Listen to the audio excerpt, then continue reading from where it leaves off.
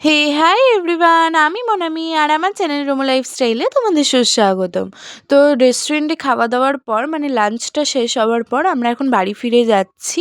আর হাতে একদমই না সময় ছিল না, 6:30টার মধ্যে কেক কাটা উচিত ছিল, বাট ওই কাটতে কাটতে 7টা বেজে গেছে। আর আমি বাড়ি এসে তাড়াহুড়ো করে বেলুনগুলো ফুলিয়ে নিচ্ছিলাম, বাদবাকি যা ডেকোরেশন ছিল সেগুলো করেছি।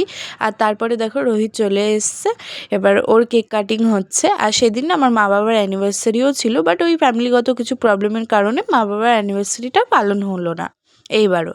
তো যাই হোক, দেখো কেক কাটছে, আমি এরকম ক্ল্যাপ করছিলাম। ও, আমি, ওর ভাই আর আমার মা বাবা ছিল। ও ফার্স্টে আমার মাকে খাইয়ে দিল, তারপর বাবাকে খাইয়ে দিল। এভাবেই ভালোভাবে কেক কাটিংটা হয়েছে। আর তারপরে ওর বাড়ি চলে এসেছিলাম, এসে গিফট ফিফট খোলা হচ্ছিল। ওকে আমার মা একটা ব্যাগ দিয়েছিল, তো আমি ভাবলাম যে ব্যাগের প্রত্যেকটা চেনে কিছু না কিছু একটা রাখা যাক, যেগুলো আমি কিনেছি ওর জন্য এতদিন ধরে। তো এক একটা চেনে এক একটা জিনিস রেখে দিয়েছিলাম। দেখো ও বার করছে। আর তোমরা গেস করে বলতে পারবে এগুলো কি কি আছে না আছে? অবশ্যই কিন্তু কমেন্টে জানিও। তো সেই দিনটা খুবই এনজয় করে কাটিয়েছি, আর খুব ভালোইভাবে আমরা মানে পুরো দিনটা কাটিয়েছি। কিন্তু লাস্টে আর কোনো না সেরকম ক্লিপ নেওয়া হয়নি। ওদের বাড়ি গিয়ে আমার ভিডিও করতে খুব লজ্জা লাগে, তো সেই কারণে করতে পারিনি। চেষ্টা করবো আস্তে আস্তে এই লজ্জাটা কাটানোর।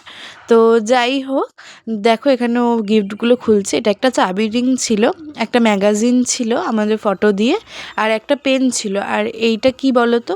আর দেখো এটা কিট্টি এসে বসেছিল আমাদের পাশে। আর এটা একটা ডায়েরি ছিল, যেটা মিশো থেকে এনেছিলাম। খুবই ভালো কোয়ালিটি, কি বলবো, মানে মিশোতেও যে এত ভালো ডায়েরি পাওয়া যায় আমি জানতামই না। তো আজকের ভিডিওটা এই অবধি। কেমন লাগলো